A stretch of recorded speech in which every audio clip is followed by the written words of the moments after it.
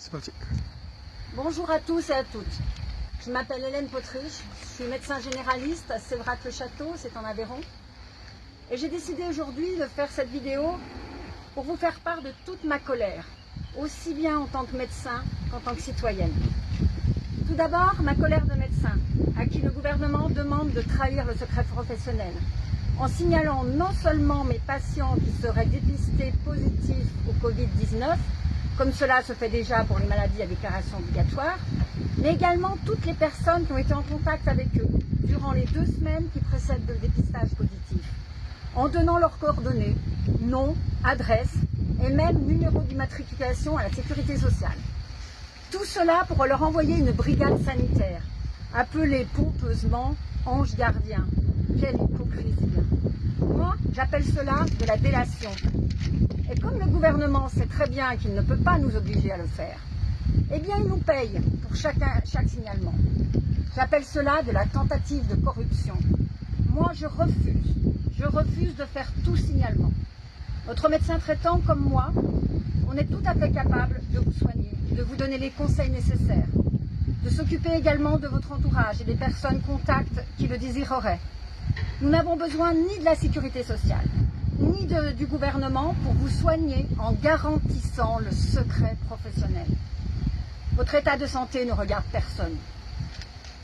D'autre part, on nous a interdit de prescrire l'hydroxychloroquine, sous peine de radiation par le Conseil de l'Ordre. C'est un abus de pouvoir, c'est une perte de liberté.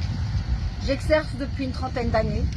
J'ai prescrit de nombreuses fois l'hydroxychloroquine, en toute connaissance de cause, en respectant les précautions d'usage, et jamais je n'ai eu un accident. Je réclame donc ma liberté de prescription, d'autant que ce médicament aurait pu probablement sauver des vies.